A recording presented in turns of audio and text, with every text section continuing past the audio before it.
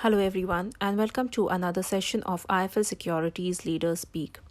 Our keynote speaker for today is Mr. Anupam Gupta. Mr. Gupta is a lead analyst at IFL Institutional Equities. He has over 9 years of experience in equity research and covers infrastructure, metals, and mining. He is an alumnus of IIM Lucknow and is a CFA charter holder. This session will be moderated by Shweta Papriwal, editor at IFL Securities. Over to you, Shweta. Hello, Anupam. It's a great opportunity to listen to your valuable comments and views given your knowledge and experience. Dear viewers, to get insights on stock markets and investing ideas, subscribe to our YouTube channel, IFL Markets. Today, we are here with Mr. Anupam Gupta and he will brief us on the infrastructure sector and its outlook going ahead. So, Anupam, let me start with the broader sector first. What do you think are the key triggers for the infrastructure sector in the medium to long term? So Shweta, infra, what has happened over the last couple of years, see the central spend have seen a significant uptick in FY21, which is the current year. And as per the budget allocation, there's a significant uptick allocated in FY22 as well. So what we're seeing is government is showing its intent to actually spend on infrastructure given the multiplier effect it has in the overall economy. And given that we are still in the third year, the beginning of the third year of the election period, we still have a significant runway of 2 to 3 years where the spends from the government can happen. So at least for the few years, we have a visibility of spends happening, and that will basically flow through to all the construction companies which are there listed in the stock exchanges. Obviously, the road developers and road contractors are the biggest chunk of the listed space, and that is where you also see the significant spending happening from the government.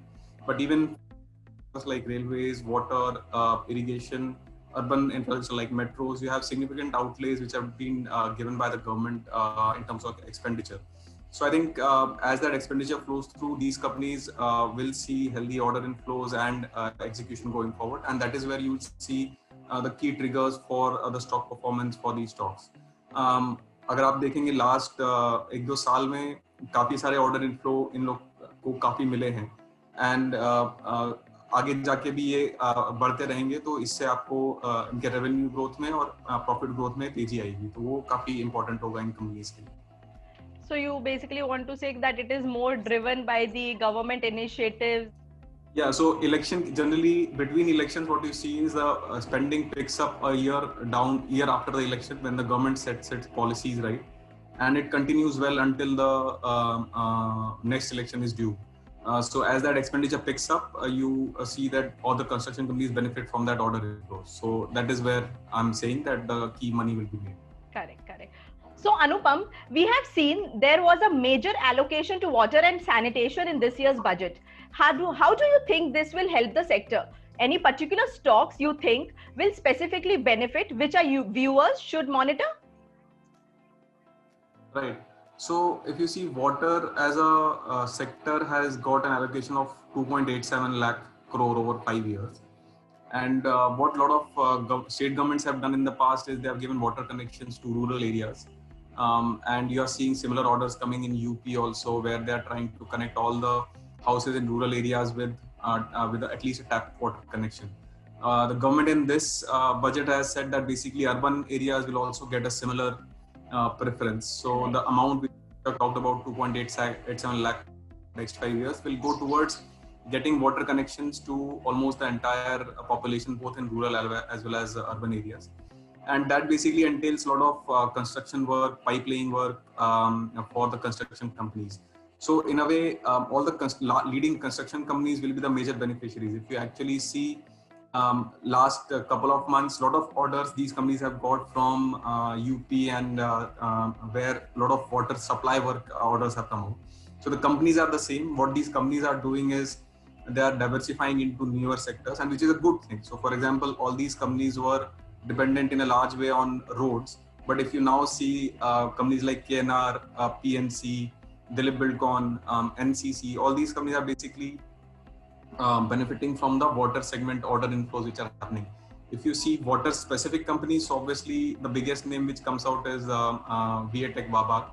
and BA Tech Wabag operates in the water treatment area, both drinking water treatment as well as sewage treatment. That obviously comes out on top, but all the construction companies will also benefit in terms of new order inflow from water, and this will be across regions. So a lot of governments have seen that you see healthy, you can actually pitch this as a election promise, and if you deliver it, the population responds to it. So when that happens, the governments are willing to spend and show the execution. So the good thing is you still have 3 years for the next election from the central government point of view. And what that ensures is your orders do not cross into the next election cycle, which is normally the risk for construction companies. So I think water sector will keep flowing order inflows for these companies, and apart from BA Tech Wabag, all the other construction companies will definitely benefit from these order inflows. तो अनुपम के हिसाब से water segment में हमें VA Tech Wabag, KNR Constructions, Dilip Buildcon और PNC Infratech पर ध्यान रखना चाहिए. So my next question with you will be, apart from the allocation to the WASH that we just discussed, is there anything else in this year's budget which is expected to give a fillip to the overall sector, and how will it result in the desired multiplier effect on the larger economy? Okay.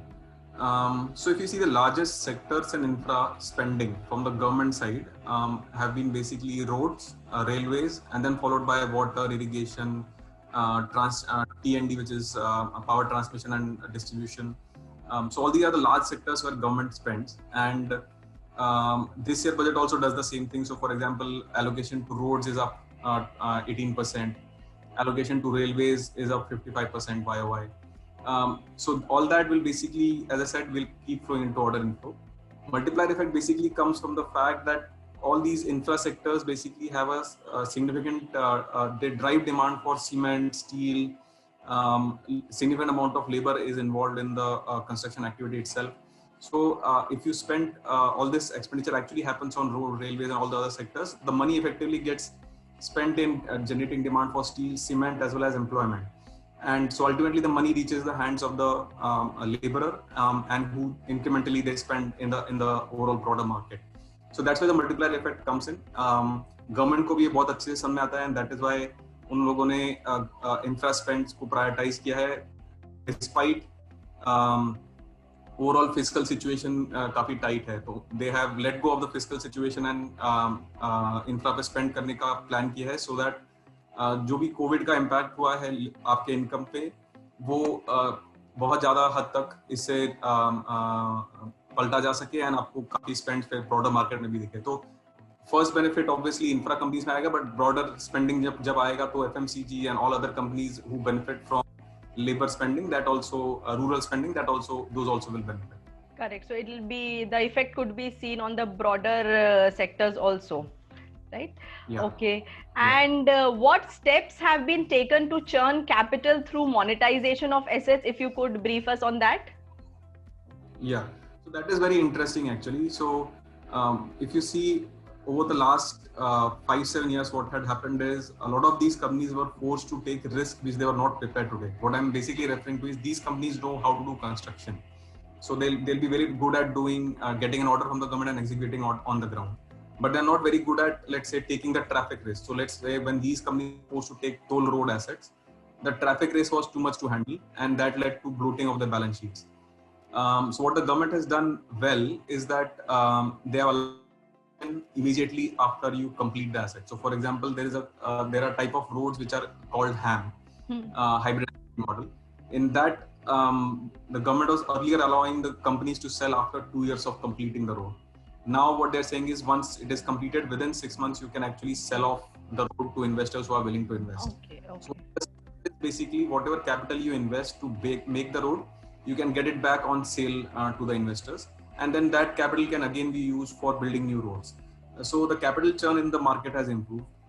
What the government has also done is made it easier for the buyers to invest. So for example, they have eased off conditions on dividend taxation, as well as the ways the large pension funds can invest into the infrastructure space, both from equity perspective and from debt perspective through NBFCs.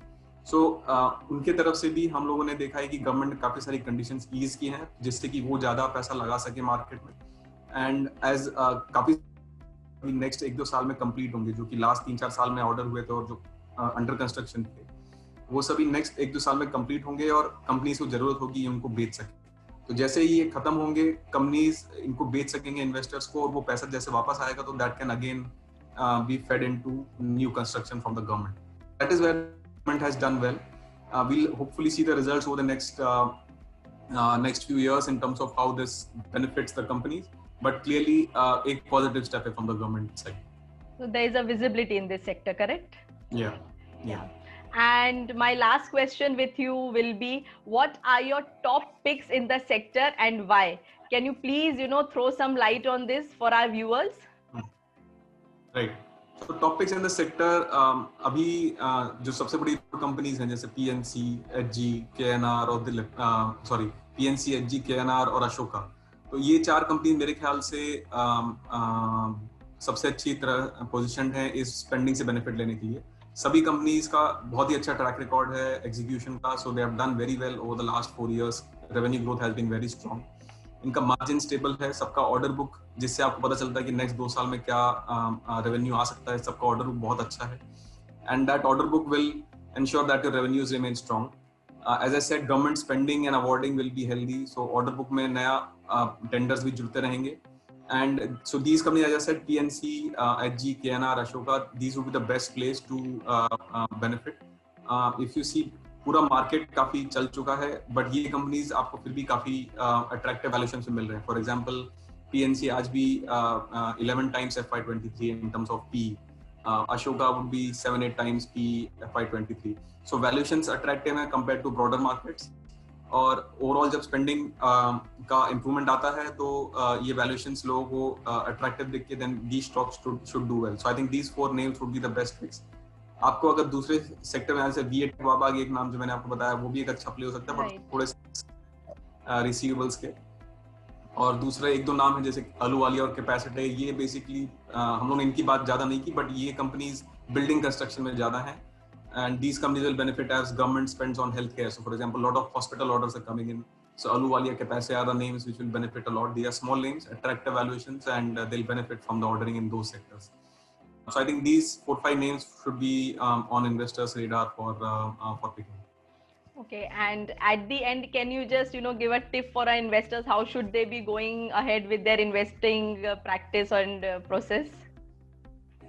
So I think आपको इस sector में what is most important is that this is not a sector like FMCG. Like FMCG में what you see is FMCG you can buy and hold for a long period of time as you benefit from the overall spending by the consumer. But infra is basically dependent on government spending. It is not directly linked to the end consumer. So you have to actually play it when you see the government spending visibility being strong. आपको अगर देख रहा है next 3-4 साल में government spending अच्छा रहेगा, तो उस समय ये stocks आपके पोर्टफोलियो में होने चाहिए. और जब आपको लगता है कि वो उल्टा हो रहा है, गवर्नमेंट स्पेंडिंग स्लो हो रही है, तब आपके पास नहीं होने चाहिए. तो at this point of time these stocks are good to own. Maybe let's say couple of years down the line when government again goes in the next election mode, जब थोड़ा स्पेंडिंग स्लो होता है, then at that point of time you may want to actually exit it and then wait for another trigger to buy these names. So that's the way you should play this sector. It's not a structural story where you buy and own forever. It's buy and sell over let's say 3-4 year time period depending on government spends.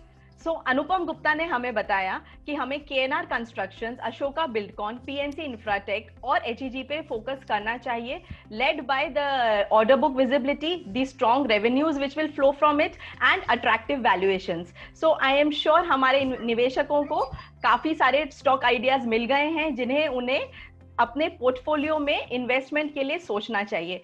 So Anupam, thanks for sharing your valuable insights.